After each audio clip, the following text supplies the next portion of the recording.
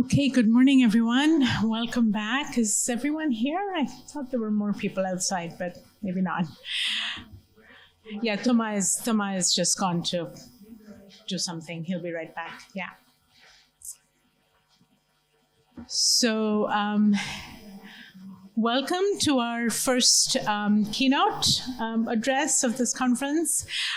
It gives me great pleasure to introduce to you Professor Adam Rosenblatt, who will deliver our first keynote. So I'm just going to say a few words by way of introduction. He is Professor of Practice and International Comparative Studies and Cultural Anthropology at Duke University. Professor Rosenblatt has published extensively on methods and questions of forensic investigation.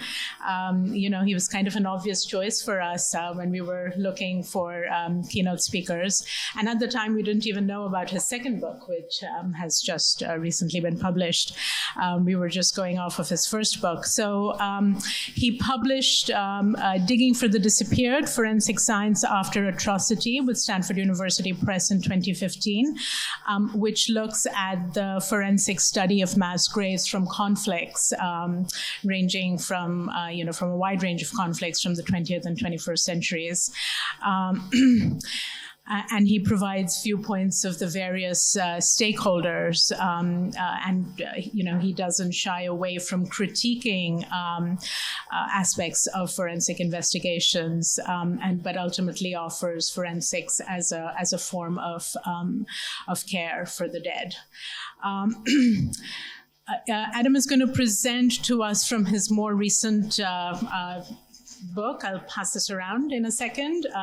Cemetery Citizens, Reclaiming the Past and Working for Justice in American Burial Grounds. I think it has interesting overlaps with the work that Alan does, in fact. Should be an interesting conversation. And in this book, Adam shifts his focus through a study of neglected African American cemeteries, to the ways in which racial disparities can determine the fates even of the dead, denying them basic dignity. He develops this very intriguing concept of revising the past, and shows how cemetery reclamation can perform acts of care and repair.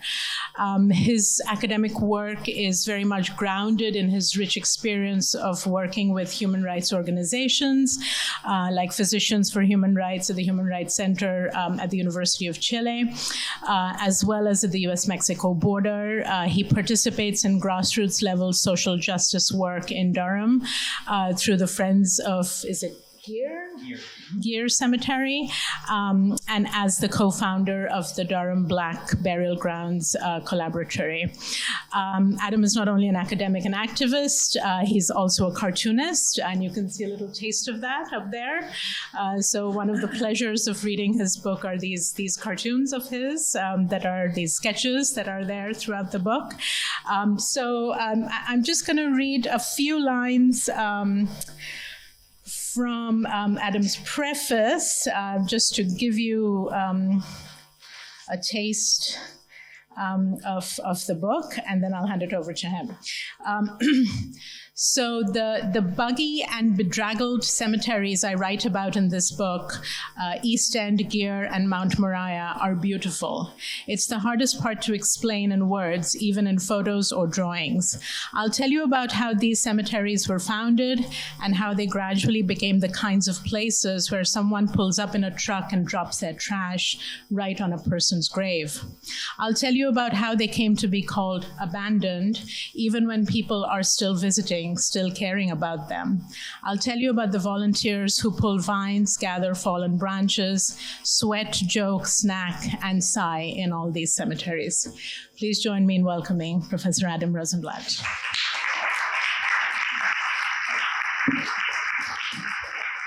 Thank you for that lovely introduction, Bidisha. That might be the nicest one I've ever received. Oh, should I do this so I have hands ready? Yes. Okay.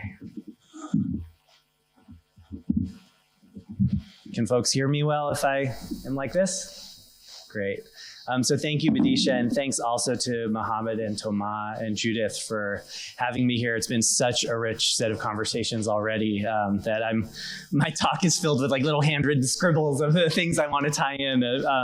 But I look forward to all the conversations that will continue afterwards.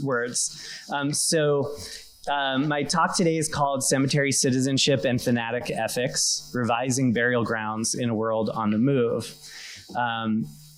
And what I want to do in the time I have is first just describe a little bit this move from the topic of forensic investigation in mass graves to that of overgrown cemeteries. And I realized that I was initially invited because of the forensic work, so I want to do a little bit of the work of both connecting those two kinds of sites, but also say what new ideas, new avenues of inquiry were generated by the switch to looking at cemetery reclamation or revision. I'll talk about this vocabulary of revision, these people I see as revising the cemeteries in our midst in many American cities, and specific kinds of revision that I think they're doing. That's actually after I've introduced the field sites to you a little bit, a capsule history of some of my field sites. And then we've heard already a lot this morning from Arkady and Christelle about arts-based research. And of course, we have the book launch of the graphic novel by Gaspard and Felicien tomorrow. So I'm going to insert a little bit about arts-based research in my own work and the directions that I'm going in with my comics. So my first book, Digging for the Disappeared, as Bidisha mentioned, is about forensic scientists and their involvement in the investigations of mass graves after atrocity. Now, I should say that book came out of a dissertation written in 2011. It was published in 2015. I think I really deal only glancingly with the topic that has been of concern to many of our panelists at the conference so far, which is the identification of migrant bodies. Not that there weren't, migrants dying and needing to be identified at the time, but I don't think it had moved into the center of the human rights and humanitarianism conversation in locations like the ICRC in the way that it has since. Although I do in the book cite my dear friend Robin Reinecke, who's one of the most important voices in identification of migrants and support of families at the US-Mexico border. And I continue to learn from her and from folks like many of you at this conference. But over the past few years, I have shifted my attention to these grassroots groups that are reclaiming burial grounds of the marginalized dead in the United States, which of course is where my new book comes out of. This shift from mass graves and forensic investigations to these burial grounds was really also a shift in a particular kind of space in the attention it receives. So this is in no way to say that, apropos of many of the conversations we've had, that sort of victims of genocide, of mass violence, or the migrant dead receive the attention they deserve or the resources they deserve. But many of those spaces are marked off as part of the global conversations on human rights and humanitarianism in a way that these little neighborhood cemeteries that are quietly becoming overgrown in my neighborhood and others does not. So it was a little bit of a switch from the sort of the spaces of human rights to spaces of quiet structural vandalism. And I actually find this vocabulary that Arkady and Christelle used of spectral infrastructure very interesting. So you could say that I'm looking at a kind of everyday spectral infrastructure of marginalized lives and deaths. Now, of course, what links the two books most obviously, and gets me branded as a deaf studies scholar to the extent that anybody cares to brand me, is the focus on graves. But to me, while both books are about settings that are defined by violence done to the dead and their burial places, really the focus of my work and the kinds of questions I want to ask is about living people who are trying to find forms of repair and pathways to revision. So forensic investigations are, of course, these sites of specialized expertise where the language of scientific objectivity and truth-seeking often accompanies or sometimes overrides the language of care. If you're interested in tensions between those languages or examples of the language of scientific objectivity overriding the language of care, I really recommend Clea Koff's memoir, The Bone Woman. But these cemetery reclamation efforts that I'm looking at are, of course, not usually led by credentialed scientific experts. They're undertaken by ordinary volunteers, neighborhood people who are, in the words of my frequent collaborator, Charles Johnson, becoming experts at so many different things slowly. The desired outcomes of cemetery reclamation are often much more open-ended than the desired outcomes of forensic identification efforts, as are the types of expertise that are required. So the languages of care and even of spirituality, the ability to talk about direct relationships with the ancestors or the dead, are much more welcome in these cemetery spaces. But in each case, regardless, you have scientists, anthropologists, or neighborhood volunteers who go into the field with a set of underlying theories about how you repair things in settings where most of the harm is irreparable, right? Because you can't bring back the dead, you can't change the past, you can't reverse structural racism in a day. And then in the practice of the work itself, those theories are challenged, sometimes by people who the theoretical models didn't adequately consider, and those people can definitely include the dead themselves. So then the theories need to be revised. And in both my books, as different as they are, what I've tried to do is treat the people working at grave sites as active theory makers.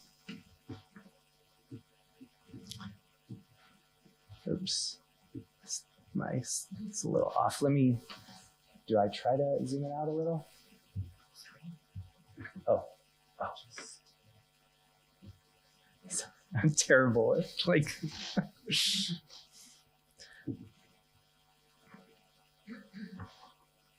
think you can use a remote to advance. Wow, thanks. Okay, so I'm going to start by telling you a little bit more about these systemically neglected cemeteries and what it means not only to preserve, restore, or reclaim them, those being the dominant vocabularies that are used, but to revise them.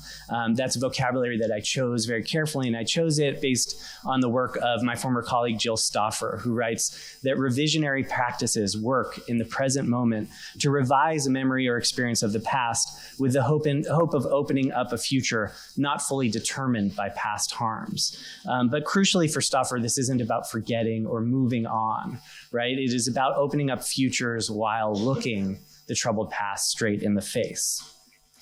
So the pictures you see here show the aspect of physical labor that volunteers do in these cemeteries, weeding, clearing out branches and trash that's been dumped.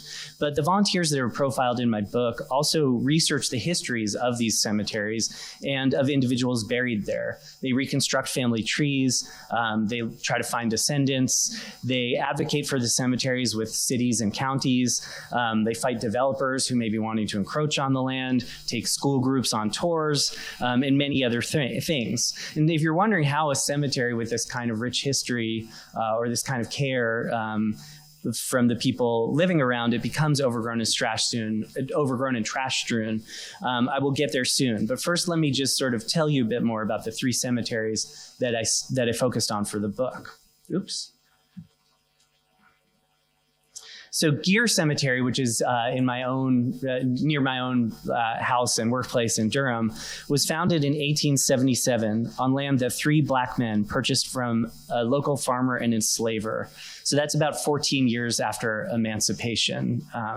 And Geer Cemetery became Durham, North Carolina's only non-denominational burial ground that was open to African Americans. So in other words, it wasn't a particular church or family cemetery. It was just open to any African American person who could pay for a burial plot. And ultimately, the founders of some of the city's most important churches, businesses, and schools were buried at Geer. I always take students to visit the headstone of Mary Sparkman, which you can see in the middle on this slide. She was employed by the Duke family, so the family that gave the money to name Duke University, our kind of, sponsors.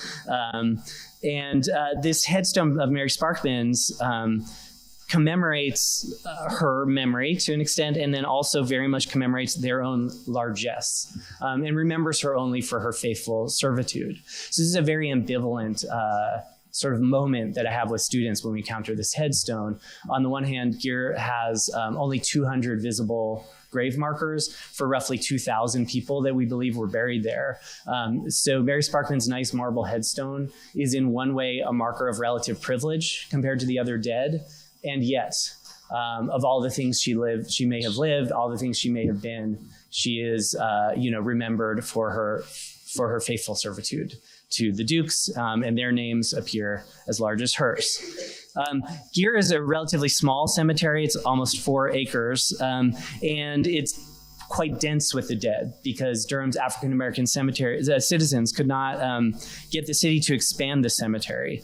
The neighborhood around the cemetery gradually changed over from farmland to a white residential neighborhood, and those neighbors mobilized to stop a request for the expansion of the cemetery.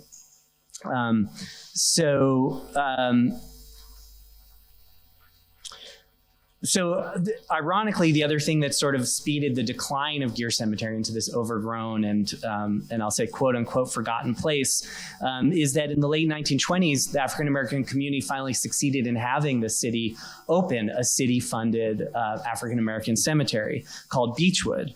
But people very reasonably started burying their dead over there because the city was responsible for it and it had a guaranteed kind of financial future and future of maintenance, whereas Gere was not such a safe bet. There were even some posthumous migrations of the dead. So, for example, the prominent church founder Reverend Augustus Shepard, was moved from Gere Cemetery to Beechwood, this other public cemetery. And reclamation efforts at Gere Cemetery stretch back to the 1990s with a lot of ups and downs in between. I've been serving on the board since I moved to Durham to start my job at Duke almost 7 years ago. And as Bidisha mentioned, I also co-founded the Durham Black Burial Grounds Collaboratory, which brings together researchers from Duke, North Carolina Central University, which is our local historically Black university, and from North Carolina State Historic Sites. So via that network, what we do is we coordinate our research efforts as well as the projects that we all do with our students at multiple universities, so that students are, even if they're only with us for a semester, they're entering a continuous relationship and contributing to work done by previous generations of students. So I'll move on to East End Cemetery, which was founded in Richmond, Virginia in 1897, at a time when the city's cemeteries were segregated and the promises of post-Civil War reconstruction in the United States were giving way to the entrenched realities of the Jim Crow system of segregation and racial terror. It's a 16-acre cemetery with thousands of graves, many of which belong to formerly enslaved people and their immediate descendants. And then adjacent to East End Cemetery is Evergreen, which is a 60-acre African-American cemetery. Both of them are much denser with the dead than their white cemetery counterparts, again, reflecting the constraints, the poverty, et cetera, the lack of access to land. East End was for me where a vague interest in these cemeteries became a book. I had read an editorial by Brian Palmer, the handsome man with the bandana in the slide there. He had written an op-ed in the New York Times called For the Forgotten African American Dead that I read. I reached out. I had his photos exhibited at the university I was at the time. And then I took a trip down to Richmond to just join one of their Saturday volunteer work days. And I just realized, within an hour of being at that work day, that I was witnessing this whole hidden world of repair for the dead that I desperately wanted to understand better. And Brian and his wife, Erin, who's also in the photo, became good friends and close collaborators of mine. But East End is the most outwardly contentious of the places that I researched for this book. So during the span of my research from 2017 to 2023, both East End and its next door cemetery, Evergreen, were purchased by a white-led, city-backed foundation that proceeded to attempt to completely monopolize the reclamation efforts in these cemeteries while actually accomplishing very little. So that kind of occupied most of the time that I was writing, and the fight that Brian and Erin and others were waging against that foundation it became sort of central to the book. And then in the summer of 2022, as I was finishing up the book, the foundation just one day to the next folded Its entire board resigned. And over $200,000 that are owed to various community groups in Richmond is still unaccounted for. So there's now a federal investigation into this foundation. So the hardest methodological questions that I faced writing this book, which maybe some of us can talk about more during the Q&A or at lunch, was related to the tension between being this scholarly observer who wanted to interview people with all kinds of different ties or involvement with the cemetery, wanted access, right, to the widest possible ethnographic pool of data, but also as being somebody who was involved in reclamation of cemeteries, reclamation of African-American cemeteries, and a friend of Brian and Aaron's as they were engaged in this struggle. So that brings me to the final major site for the book, Mount Moriah in Southwest Philadelphia. It's the oldest and largest of the cemeteries I researched. It was established by the Pennsylvania legislature in 1855 and was a sort of pastoral, countryside alternative at the time to the crowded graveyards in the churchyards in the city in Philadelphia. So it was in this rural cemetery tradition that has many other examples in the United States and Europe, mostly from the 1800s. It has meadows and a creek running through it, and was marketed to so where Mount Moriah is actually a little different from some of the most famous rural cemeteries, such as Mount Auburn in Cambridge, Massachusetts, is that it was actually marketed to the middle class and accessible by streetcar. So it was sort of the everyman's rural cemetery. So Mount Moriah is not an African-American cemetery like the other two that I researched, though it definitely has its own troubled racial history. And in the early 2000s especially, Mount Moriah served as a really important burial ground for Philadelphia's large Black Muslim community, partly because it permitted burial without a vault in the Muslim tradition. At the time, a lot of young men were dying in street violence, and that's reflected in Mount Moriah's Muslim sections, which are filled with many names of young men, especially who died young, 20s, 30s, 40s. In 2011, 7 years after the last member of the Cemetery Association died, the city declared the cemetery closed, and someone came and put locks on the gates, but no one had told the families. So people came to visit their recently buried dead, and they couldn't access the cemetery. There's a woman who had put a flag marking, where her loved one had recently been buried, her child actually, she said, if I hadn't thought to put a little pole there, I would never be able to find my child's grave because I was then locked out for so long that the grass grew up, Paulette Roan, who grew up near the cemetery and buried her husband there in 1993, started, basically requested access and started coming in and just pushing a mower around with another community member, trying to keep as much of this huge cemetery as possible, looking dignified. And over years of sort of hard labor and tenacity, they became the Friends of Mount Moriah. But Paulette died suddenly in 2019. And she's now the only person to have been buried legally in the cemetery since its closure. She's actually buried next to her husband. And you can see that center slide is her grave at Mount Moriah. So for years, Mount Moriah had actually a splintered reclamation effort, the Friends of Mount Moriah being the main force, Paulette's organization, but this separate effort to clear Muslim graves in some of the Muslim sections, which was led by Naji Mohammed, a man whose own son had died in an altercation with the police. And that's my little drawing of myself talking to Naji Mohammed. So Mr. Mohammed did not trust the Friends of Mount Moriah. He didn't trust most authorities or people he saw as authorities. And much of his community in Philadelphia felt the same for a variety of reasons having to do with, I think, with both Islamophobia and racial politics in Philly. So this troubled relationship between this kind of separate reclamation effort and the mainstream one became a focus of my work.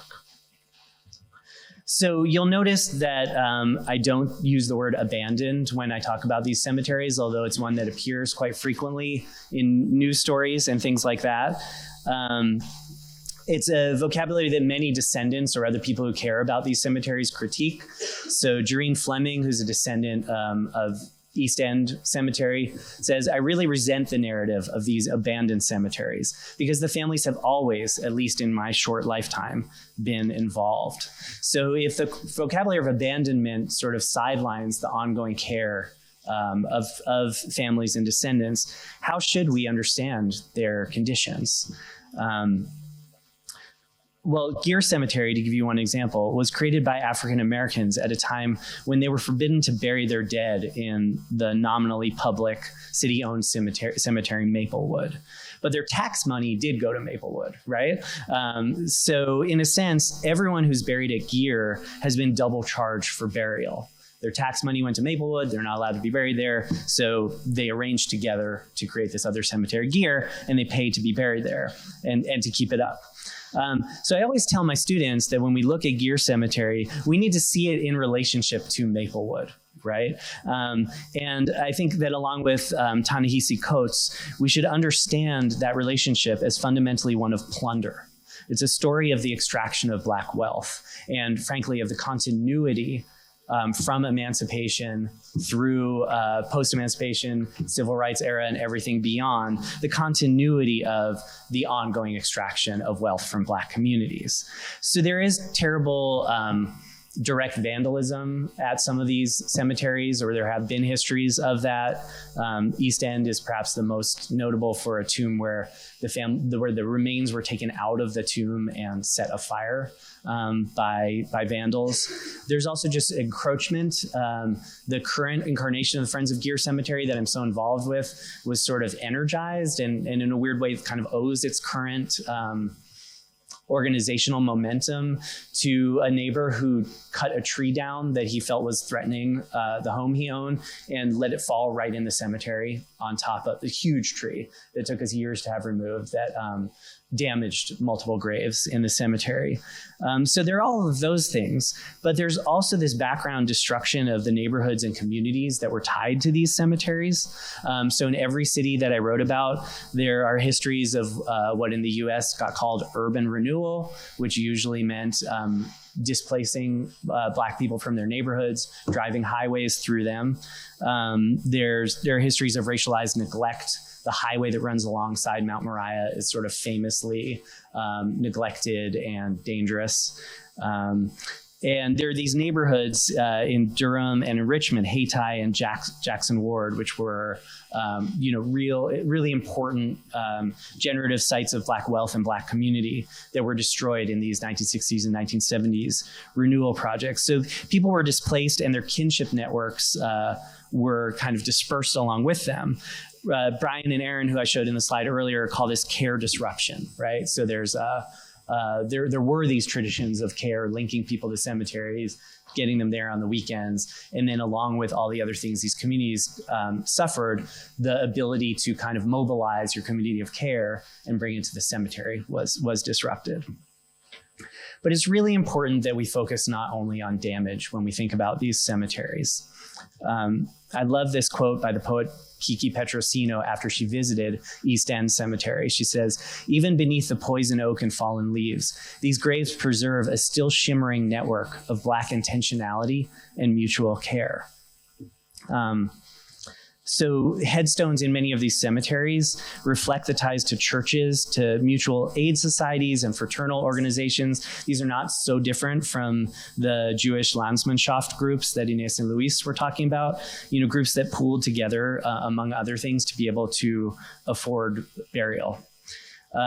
North Carolina Mutual Life Insurance Company, which was kind of the keystone business in Durham's famous Black Wall Street, its neighborhood of Black entrepreneurship. So North Carolina Mutual Life was actually the largest Black-owned business in the United States. And it had this notion it promoted of the double duty dollar. So of sort of doing well in business, but also reinvesting in the Black community. It was a huge engine of lifting African Americans in Durham from the kind of working to the middle class through employment at Mutual Life. What gets forgotten even in Durham or isn't discussed very much is that the first product that North Carolina Mutual sold, which allowed it to become successful as a business, was burial insurance. This was at a time when the New York insurance firms wouldn't sell to Black people. So Durham's most famous story of the building of Black wealth is actually sort of inextricably tied up with its burial grounds. So to me, the organizations that I write about and am now part of are working in this same tradition. In many ways, they're revising citizenship. So when I use that term citizenship, which we've already discussed a lot today, like Arkady and Christelle, I'm not referring to citizenship as a legal category where some people are in and some people are out. There are people buried in these cemeteries who did not have legal citizenship status. And far more than that, there are people who had that status in theory, but were, of course, in practice, denied the rights that come with full citizenship. So my use of the term citizenship here is most influenced by Arely Cruz Santiago and Robin Reinecke, who have both written about forensic citizenship amongst families of the disappeared and of missing migrants. They see citizenship as a practice that people carry out, often in the gaps where the state is not protecting them or fulfilling its functions. And of course, the etymological roots of citizenship are being a city dweller, a participant in the daily making and remaking of your city or community. And that's really what I see these cemetery citizens doing. They're reinserting narratives of citizenship into history on behalf of the marginalized dead who are buried in these cemeteries. And the research component of what they do is really important here. So perhaps not similar to the digital work that Arkady and Christelle are doing. They're building websites with biographies and life histories of the dead. With Friends of Gear Cemetery, on what would have been people's birthdays, we post a Day of Honor post on Facebook that shares their story. So this idea of restoring or revising citizenship is to me really comes to the fore in another thing that Jareen Fleming said to me. She said, I'd like to put Eagle Scout leader on the headstones, 55 years as a secretary at the school. So you see her there wishing that the history and the practices of citizenship that belonged to the dead were more visible to the kind of casual visitor of the cemetery. And I should say that while as you can tell from my management of the slideshow, digital technologies are not my specialty. There are increasingly these apps that work in really interesting ways to let you do that kind of thing, where you can point. We're working with folks developing an app that you can point your phone at the headstone and take a picture, and then that kind of brings you to the life history. But I also use the term cemetery citizens to refer to the living volunteers who are showing up every weekend. I see them revising their own citizenship in a number of ways. First of all, cemetery work days are some of the most multi-generational, multiracial, multicultural events I've ever attended. And while volunteers are working in the cemetery, sometimes other folks will come in from the neighborhood to cheer on the volunteers, to pass out bagels or muffins. So you see these kind of circles of care and mutual recognition that widen outward. You have a group of people who are there to recognize the citizenship of the dead. And then you have these other neighbors who show up to recognize the citizenship that those people are practicing. And you get this kind of, beautiful widening of the circle.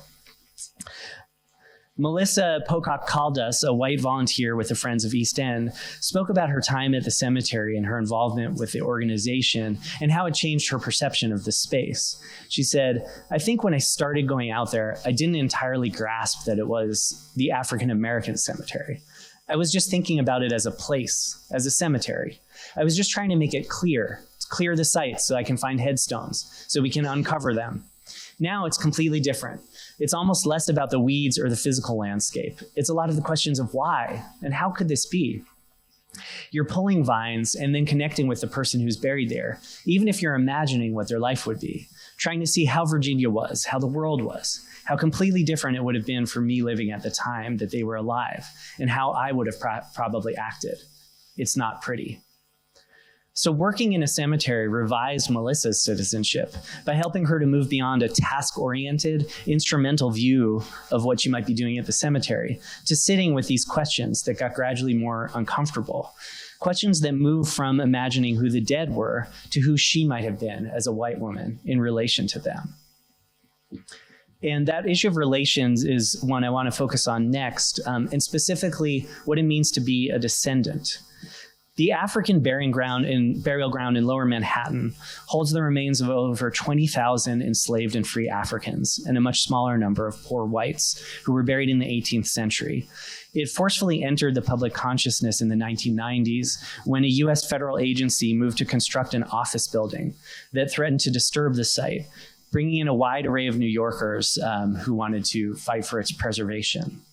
Dr. Michael Blakey, who you see in the photo here, a biological anthropologist, became the scientific director of investigations at the African burial ground. He was affiliated with Howard University, another historically Black university.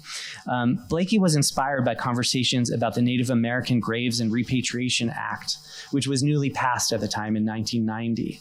And he wanted to widen the sphere of who we think of as the descendants of African American burial grounds. And that's in part because it's often simply not possible to trace the lines of descent, especially from burial grounds that are pre-emancipation, they're from the era of enslavement. Although I would say even up until the early 1900s, African Americans were generally not reflected in the census or other major archives, not yet archived as full persons. So there are all kinds of problems in trying to reassemble or to go far enough back in lines of descent in African American families. So Blakey wanted to work at the behest of descendants as the ethical clients in his research, letting the descendants dictate what should happen to the bodies exhumed from these graves, whether research should be conducted on them at all, and if so, what questions that research should answer. He was particularly disturbed by the archaeologists who had been hired by the government who wanted to do all their research on sort of verifying categories of race,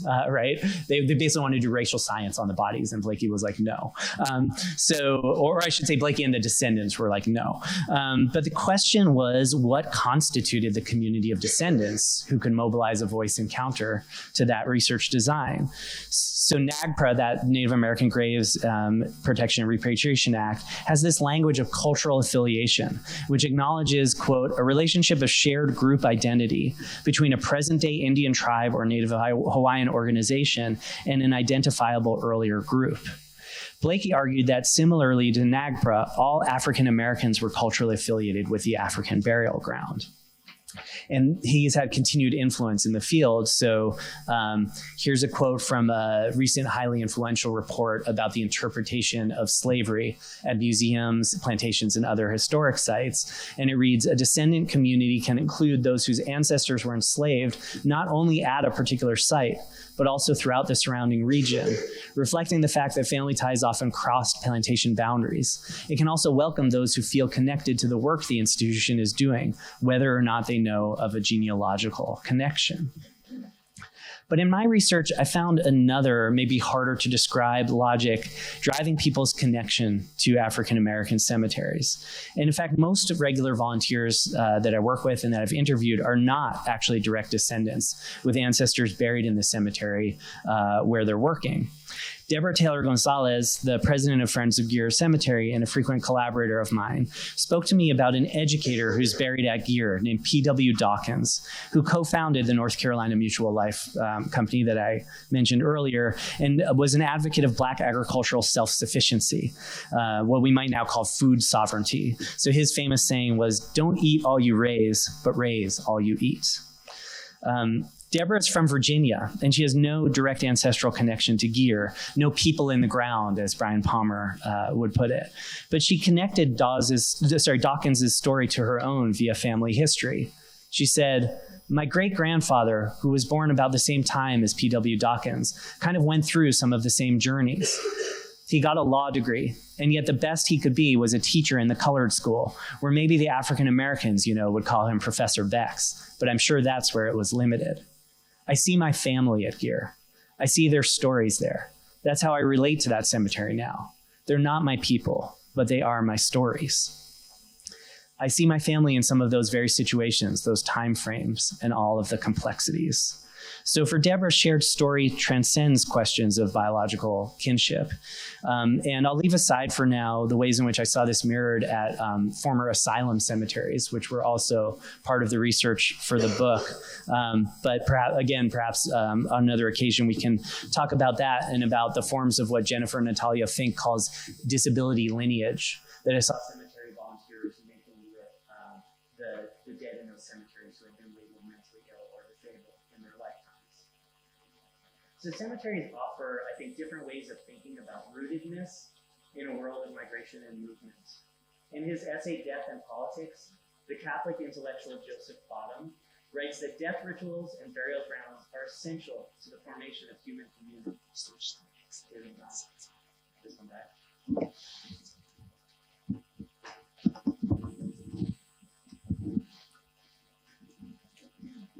Okay, so everyone can hear me now? Great. So the U.S. Catholic intellectual Joseph Bottom writes that death rituals and burial grounds are essential to the formation of human community. And he sees our disconnection from our dead in contemporary life as the foundation for everything from capitalist alienation to the weakening of family ties. But I think we need to be wary of this particular attempt to reclaim rootedness in places of the dead, and especially of how it feeds into anti-immigrant and nationalist worldviews. As poet Jean Sprackland puts it, what does it mean anyway to belong somewhere?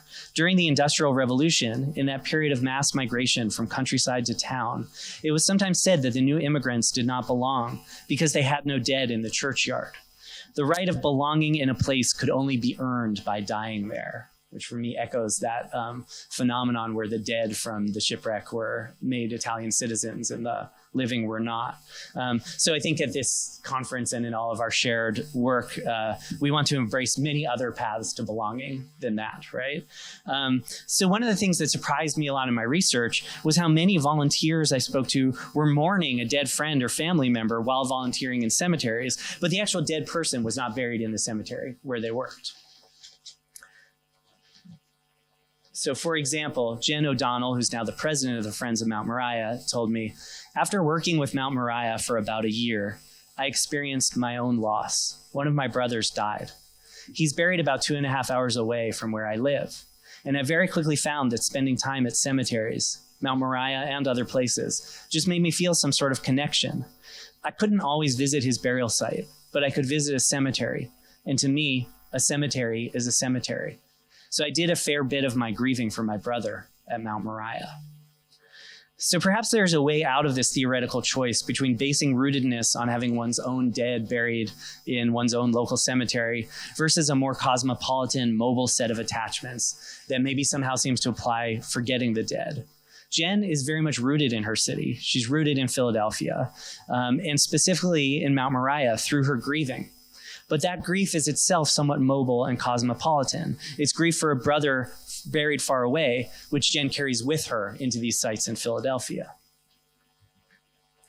So now I want to talk about revising public space. And I think important context for this, which many of you may know, is that before the advent of the public park, in the United States at least, cemeteries were, as Greg Melville puts it, America's first public art museums and parks. They were places to gather for picnics, to reflect, enjoy the outdoors. New York's Central Park is actually modeled after the rural cemeteries that came before it and is built atop graves that were never moved. So it is, in a way, still a rural cemetery. One of the many things that has been broken for cemeteries in general, but especially ones that have been victims of degradation and neglect, is this function as a public space. And I think that cemetery citizens are actively seeking to revise this. But in the process, they also find a host of new dilemmas about what revision really means. Most of these cemeteries are covered not only in weeds, but also in new generations of trees that have grown in. To take the example of Gear, when it was deeded to these three black men, it was a farm field. It had no trees, but it has gradually become intensely wooded, mostly with loblolly pines. So the groups that undertake this work in cemeteries can run into friction over whether reclamation means restoring a cemetery to something like what it was in the past, or reimagining it and reinvigorating it for the future. And here I think of Nevis Ladina's presentation yesterday and the problems of linear time that come up around around death and remembering the dead. At Mount Moriah in Philadelphia, I spoke with members of the Schmel family, who are descended from one of the early caretakers of the cemetery. They'll bring out early maps of the cemetery and argue for removing the trees that have grown out of place, partly because these trees sometimes topple over headstones as they grow. But as you see in the quotation from Kathy McBride Schmel, she's got this notion of a cemetery. She says, when people see you're cutting trees down, they're like, leave the trees. No, it's a cemetery. It's not a park. She's got this conception of the sort of original meaning of the space and not wanting to violate that sacred purpose. So I think of the Schmels as being sort of cemetery originalists who want to look back to the earliest model of the space. But then another member of the Friends of Mount Moriah, the same organization, the horticulturalist Joe Cosgrove, points to the neighborhoods around this cemetery in Philadelphia, which, by the way, did not, as I think I mentioned earlier, did not remain sort of rural and pastoral, but is now situated in one of the most low-income, low-shade, racially neglected neighborhoods in Southwest Philadelphia. So she looks around that huge green space embedded in this landscape of neglect and racialized violence, really, and says, I would like there to be some agency for the surrounding community. They're the ones who are going to be looking at the cemetery all the time. Cosgrove engages local schools in citizen science projects in the cemetery, and she imagines an edible fruit orchard to welcome them and feed them. This is a vision of sanctuary that exits the preservation or restoration framework. Instead of trying to rewind the physical space to its earlier appearance, it honors that older tradition in which cemeteries were active public spaces, but it also seeks to innovate new ways of making that happen. It's worth noting that over time, inevitably, tree roots become intertwined with the bones of the dead. This can cause pain and all sorts of practical dilemmas, such as when a storm blew over a tree in East End Cemetery, and the exposed roots also contained human remains, which were brought up from the earth.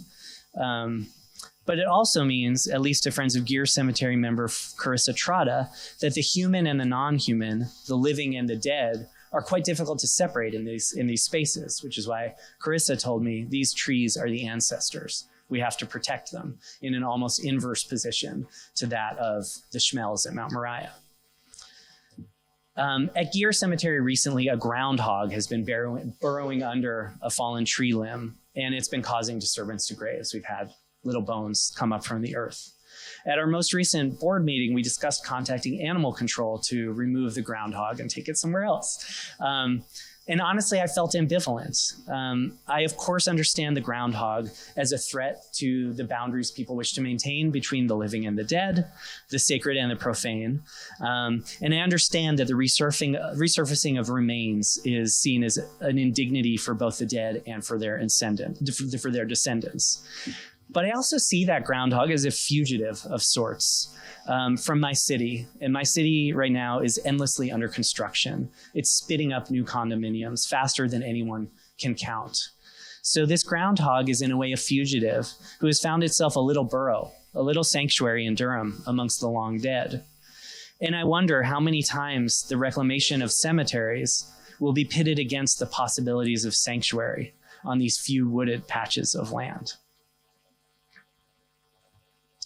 So I'm going to end with some shorter remarks on how my research is changing and how comics are sort of making me rethink the ethics of revision as well as even the thanatic ethics that we've been discussing at this conference for 2 days now. So the use of comics in scholarly research, and especially in anthropology, is on the rise, as the editors of a special issue of Field Sites recently put it. And much of this excitement right now focuses on comics as an accessible format for sharing research, where drawings illustrate scholarship that is often still heavily text-driven. All right, the research is written in the form of an essay that's turned into a script, which is turned into comics. And in this way, it's oriented more towards comics as a product than the actual process of making comics. And I'm really interested in how comics actually make thinking visible, preserving the complexity and even the difficulty of the thinking itself. For example, how can comics draw out the conflicting voices in our heads, or the seemingly voiceless subjects, including the dead, who inform and even haunt our research? And I think that question ties in with this. I think we've all been haunted in multiple sessions now by this question of the agency of the dead and how to honor it, but also to remember, as Georgia has said beautifully many times, that the dead and the living have their own agency, and we don't want to just map our desire on our desire to be relevant or whatever it is, onto that. So I'm thinking a lot about the agency of the dead and the form of that research takes, right? And how those things relate to each other. People tend to mistakenly, I'm leaping ahead. So there's a way in which every time we read a comic, we're actually fixing broken things. We're doing revision. Comics can only be read as a narrative that makes sense via a process that Scott McCloud calls closure. The way our minds fill the gap between panels that are sometimes called the gutter and create sequence. McCloud does a really interesting analysis of the many different kinds of transitions between panels that are possible and that your brain will still put together into some kind of narrative, and how the uses of these different kinds of transitions and closure tend to vary between cultures and different comics making traditions. But amazingly, our narrative brains tend to make a story out of it no matter what. So people mistakenly lump comics together with animation and film because they're hand-drawn, or because of the endless adaptations of comics that are now, thanks to Hollywood, brought into our lives. But in some ways, comics could not be more distant, at least to my mind, from the continuous motion and the pairing of motion of image and sound in these media. Comics to me are much more like some kind of poetry, which foreground negative space as much as positive and make us do more of the work of making connections. These pages are from a comic I made to accompany Cemetery Citizens when I first sent it out to people. It's called The Field Full of Weeds, from a quote by Alice Walker about her search for the grave of, oh my gosh, why am I blanking? Of Zora Neale Hurston, her literary hero. The main character in my comic, Fairlawn, is searching for the grave of her old friend Nunyoa in an overgrown cemetery with help from a cemetery citizen volunteer named Fern. At first, we move back and forth between the present-day cemetery and flashbacks to Fairlawn and Nunyoa's long friendship before Nunyoa's death. Eventually, the timelines start to meld, and Fairlawn and Nunyoa are in dialogue in some space that is in the cemetery but outside of linear time. I was trying to capture the sentiment expressed by many of my interlocutors for the book, that the vocabularies I'd inherited for thinking about space and time were too limited for the research that I was conducting. My former student, Itzel Delgado Gonzalez, pushed against, quote, talking about the dead in connection to the past and the living in connection to the present. In her indigenous Mexican upbringing, she said, there's an ongoing presence to the dead that I have been taught to watch out for. So that's time. And then there's space. Cemetery citizen Lenora McQueen in Richmond contemplated generations of the desecration of that city's African-American graves. And she said, my ancestor's grave did not cease to exist because she may now be scattered across the landscape or stuck under a road. Her grave just got bigger. Many of the graves became bigger. It is all sacred ground. Thank you so much.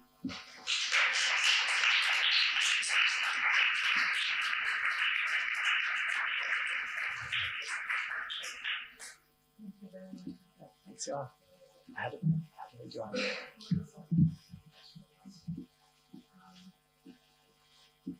Is the other one working?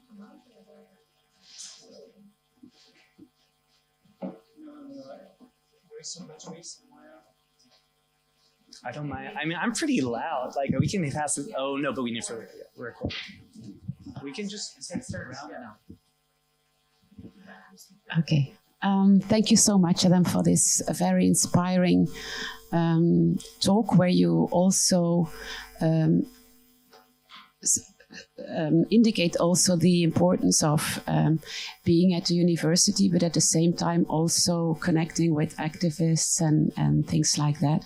And I was really inspired by you talk about these different experts and these different modes of knowledge production, and how you talk about these people taking care of the graves, working at grave sites, that they're active theory makers. In a way also their physical labor producing a kind of repertoire of caring that is like giving on to a community and growing from that particular practice. And then I was also struck by, in a way, their practices of care, in a way, move away from ownership of particular pieces of ground, thinking about concessions we in Belgium have to pay for a person to be able to be buried. You have to pay for that particular lot for 3 years, and if you don't pay it, you lost the ground. There are documents testifying of that, but here is a kind of repertoire growing, a repertoire of care that is completely different than the ownership of a lot of ground, but it's turning into stewardship.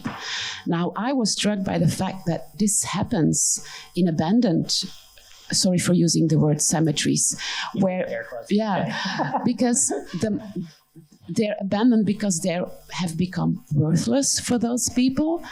So I'm just wondering, and this is also very important for our project, the Necropolis United project, how to turn this discourse of ownership into a discourse of stewardship.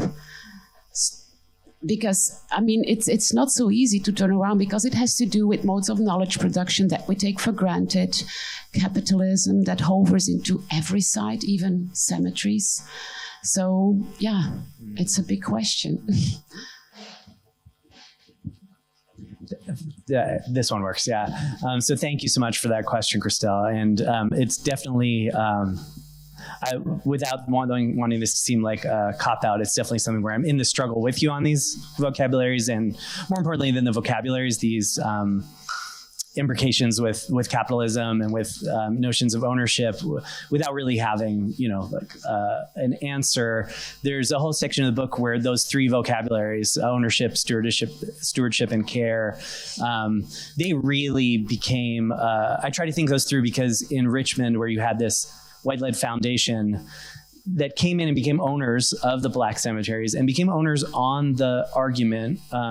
This is in a city with particularly strong traditions of kind of paternalism towards African-American communities. So even when things are preserved or when resources are steered towards African-American neighborhoods or historic sites, it's always with some kind of like white establishment babysitter, basically, right? And that was very much in this model. So in Richmond came in, zero experience with cemeteries, zero experience with preservation at all, but sort of argued that they were the best stewards because of their connections to the city, their ability to mobilize resources.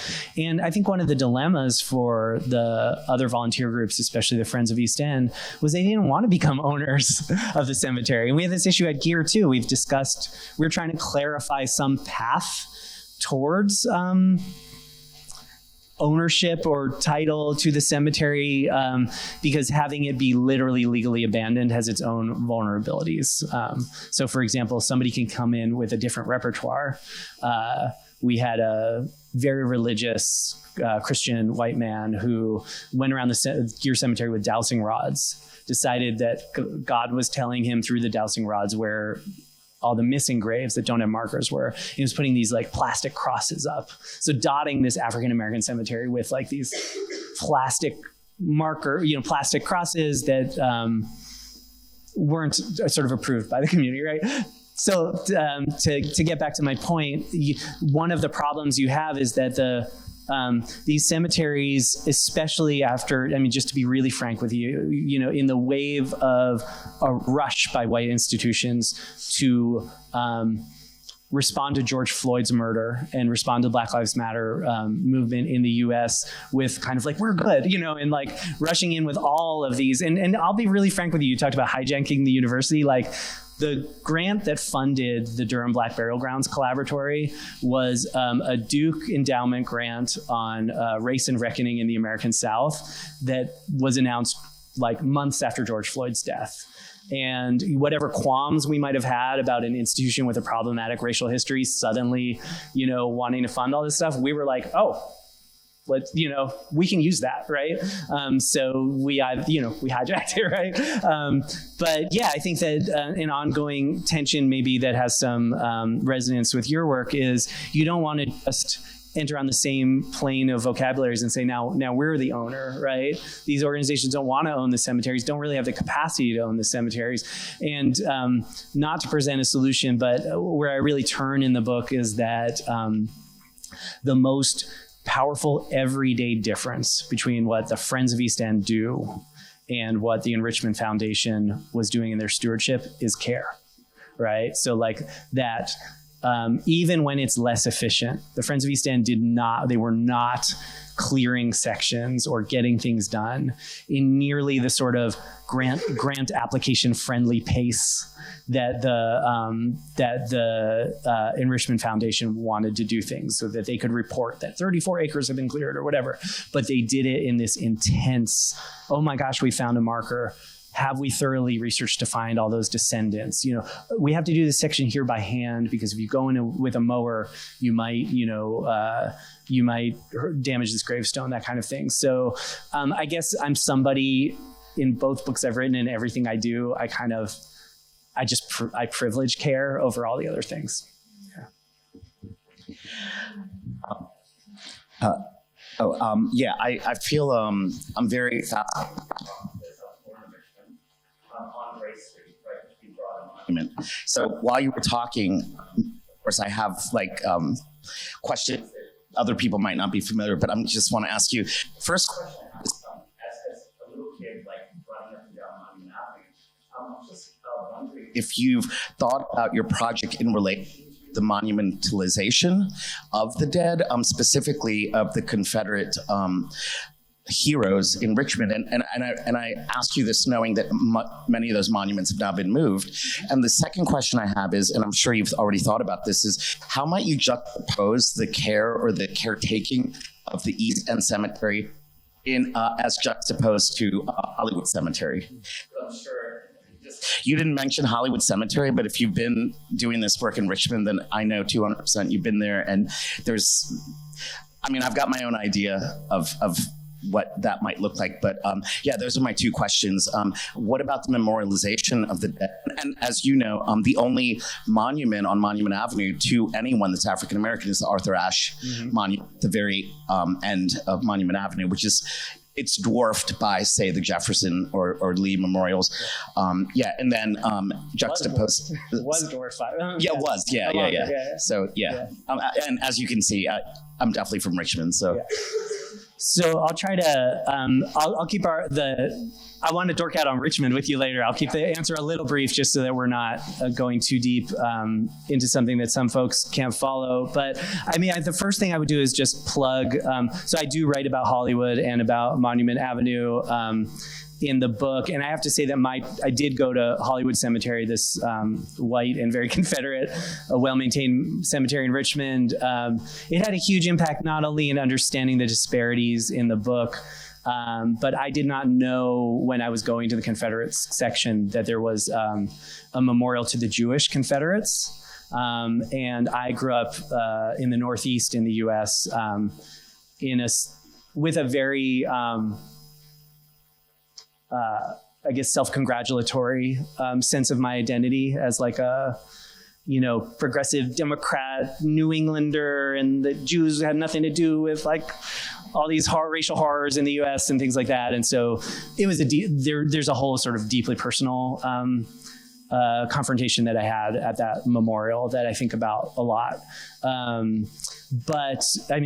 that memorial. So I think more importantly for the conversation, I really recommend Brian Palmer, the friend that I collaborate with, was one of two authors of an award-winning story in the Smithsonian called "The Costs of the Confederacy." And what he did far more than I did in a book focused on care was he followed the money, and they expose how U.S. taxpayer money continues to fund Confederate narratives, and not only fund those narratives, but fund them in stark contrast to how much African-American sites are funded. But the last thing I'll say is that in the aftermath of George Floyd's murder and the murder of so many African-Americans that fueled a new wave of Black Lives Matter protests, to me, what was going on in the cemetery and what was going on Monument Avenue became even more intertwined. That was partly through certain individuals. So Brian Palmer, again, was like publishing photos in the New York Times and things like that of Monument Avenue. But Monument Avenue was becoming, was slowly moving from a site of protest into a site of like sort of utopian community making. There were gardens popping up. People were coming out with like printmaking stuff and being like, let's make t-shirts. And I should say it was a site of protest. It was a site of memorialization because the names of all these dead African-Americans were being painted on the pedestals of the Confederate monuments. And then there was also all this kind of just amazing community energy and coming together. And so in those moments where Monument Avenue was being revised as a public space, it was acutely in dialogue with the Black cemeteries in Richmond being revised as public space. Brian Palmer's essay is called "The Costs of the Confederacy," and it's with Seth. The name of Seth's last name will come to me, but yeah. Thanks for a great talk, and obviously talking about spaces and places of Black burial. I think it's very important to think about this transnationally, and in the sense of in Britain, we have many spaces where, just like in the States, we have many spaces where there are pauper burial grounds with no names at all, and that's where mainly the Black people from the 18th and 19th century were buried, along with the working classes.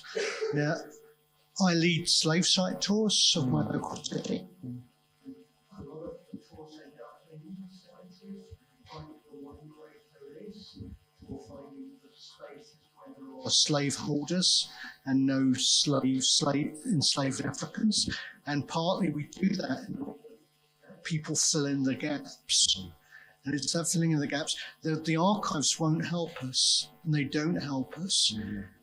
But we have to memorialize, and that's the way we do it. And talking about Bamber Bridge, there's silence there, and you have to speak into that silence. The silence is where he's buried, because he's buried hundreds of miles from where he died, so Cambridgeshire rather than Lancashire, because a way of silencing the fact that how do you deal with someone who's died in a mutiny? The best place for him to be buried is where he died. People are mourning him there still, but he's buried hundreds of miles away as a means of silencing any kind of knowledge of his death. So it seems to me that these are aspects of power we're dealing with here. And I love the way you talk about that. And so I just wanted you to just kind of think about the archive and the silencing of the archive and whether cemeteries can work against silencing. Yeah. I mean, when I think about violence and the silencing of the archive, I think above all of Saidiya Hartman's essay, Venus in Two Acts, which is a brutally difficult and unbelievably brilliant read on this subject. And I think there's very little, from a theoretical standpoint, there's very little I could, Saidiya Hartman. Oh, yeah. And of course, those themes have carried through her work in other things, but this little essay, Venus in Two Acts, about two young enslaved women who were thrown overboard is really powerful. And, I was thinking, when you were talking about silences earlier, when Christelle and Arkady were talking about all the folks underwater and how to possibly think about or remember them, a colleague of mine, Charlotte Sussman, has led a small team that was looking into what you can know about where enslaved people were thrown overboard in the Middle Passage and how we might memorialize them.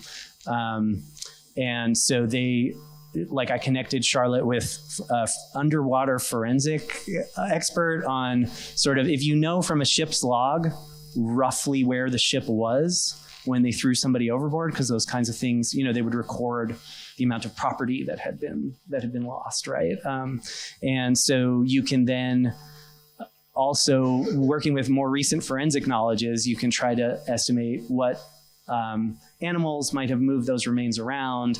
And so they've developed a kind of speculative proposal for an underwater memorial. But what this does is a lot like the crosses that this artist Alvaro Enciso, who I've worked with, places out in the desert at the sites where migrants were found dead, which also Border Patrol will take them away, or they'll just rot, or they're not designed to be permanent. And they're also in extremely remote locations in the Sonoran Desert by the nature of the fact that that's where migrants are trying to cross. So you have these memorials that no one will see, right, is what I guess what interests me about that. And then I can't remember what it was you said that made me think of this, but I guess a very different approach to trying to put some kind of care into those silences.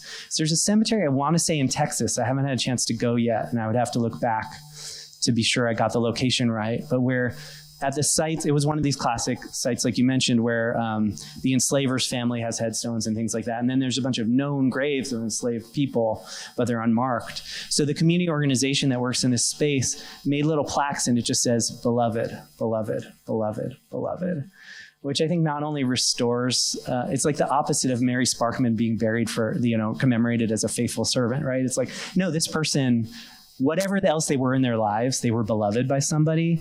And of course, it also extremely hauntingly and beautifully evokes Toni Morrison's masterpiece of American literature.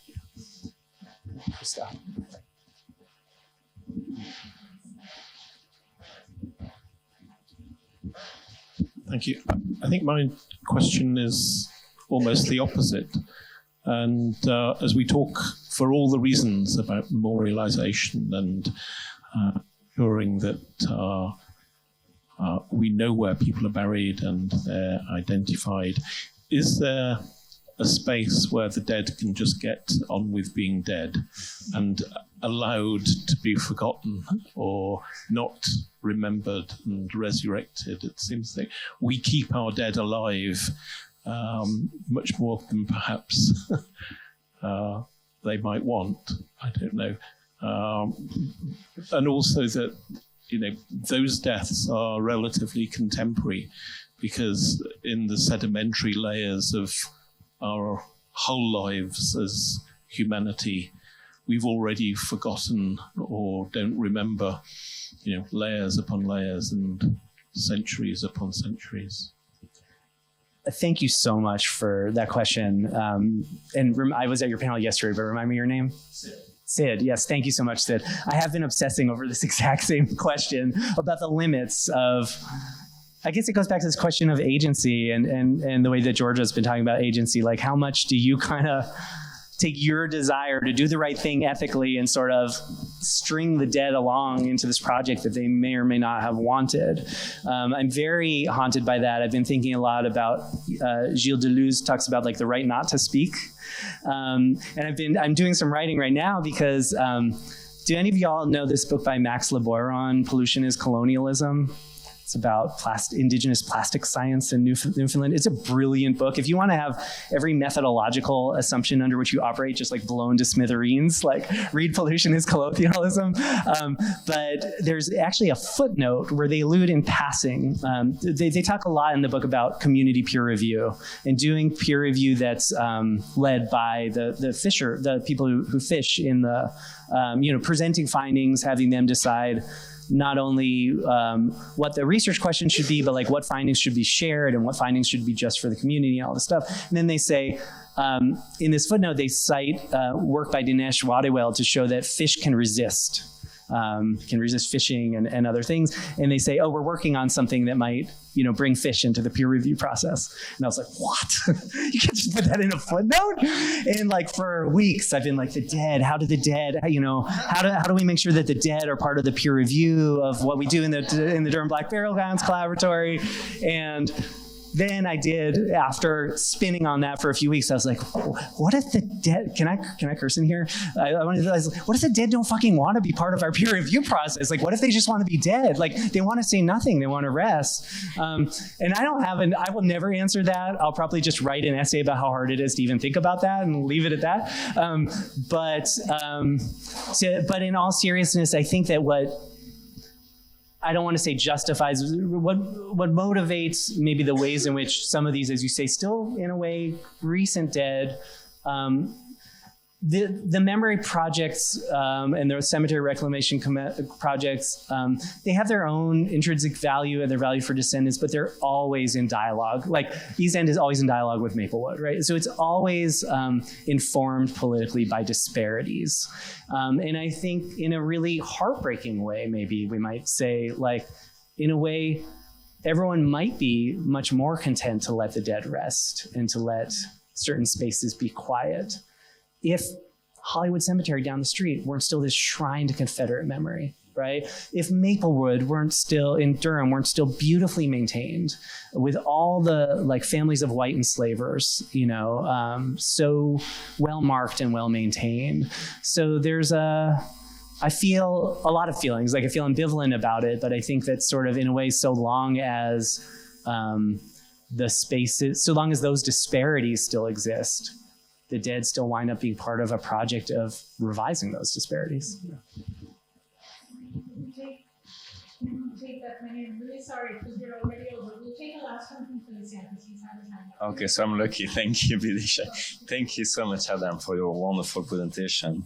And it's great how you combine also ethnographic work, archive work, activism, and comics. So I will be very happy then to continue the conversation also. I want this, and your drawings are just wonderful. So thank you for all of this. I was very interested in the part of the presentation related to the existence of those black mutual help societies and those black-owned funeral homes. When I've heard more in this in contemporary time of the existence of mutual help societies driven more by on an ethnicity basis, to religion especially, but also to the hometown origin. And we've seen this also this morning with the presentation related to those Jewish mutual help societies, and it also echoes with the work of Thomas and I, related also about the ethnicity as a driver for mutual help organization in the context of this. But I was wondering, is there today, reflecting on this, still this sort of identification of organization of, for instance, those black mutual help societies for the management of death and burial, and related to the funerary sector, the industry also, the funerary industry? Is there still also those black-owned funeral homes? Is there this identification? And of course, it's the funerary sector in the US, it's a big business, so I don't know how this evolved also over time. So this is my question. Yeah. Thank you so much. Yeah. It's a great question. So I do think that black burial networks of a kind still exist. First, let me preface this by saying I'm not an expert in this, so I highly recommend the work of my friend Cami Fletcher, who has written a lot about various forms of Black death work, but actually perhaps most interestingly is doing a project now on oral histories with Black female funeral home owners about the COVID epidemic and the ways they responded. I do think that the sort of consolidation and corporatization of, funeral homes, death care, cemeteries, all that stuff has had huge impact. And my understanding is that the challenge for Black funeral home owners and morticians and things like that is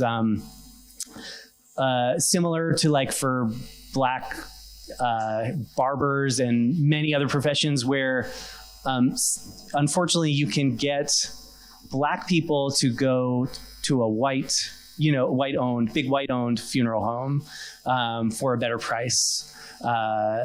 And often, of course, for all kinds of structural advantages, why the white firm is better positioned to compete. But you can't get, right? Like the racial logics are so embedded that it's really hard to get white people to go to a Black funeral home for their dead or to go get a haircut at a Black barber, right? So one of the many reasons why Black Wall Street in Durham fell apart was the that limited customer pool, basically. And so they'd start getting poached. Customers would get poached by white businesses, but it wouldn't go in reverse, right? But I will just mention that in Durham, which has a really proud, really well-preserved, Black history and many still quite strong Black institutions, we have Scarborough and Hargett, which is a funeral home that was opened by another one of the founders of Black Wall Street in North Carolina, Mutual Life. And one of the beautiful things about it, and I'm thinking of the life-death kind of duo that we had yesterday, is that they have a daycare center on site as well. So it's like they've now renamed it something like Scarborough and Hargett's Center for like Life and Celebration or something like that. And there's and this was the original, the wife of the original founder way back always wanted it to have childcare on site as well. So it's got this kind of early life and death stuff going on all in the same space. Yeah. Thank you. All right, so we're going to have to continue this over lunch in your 18 minutes. So please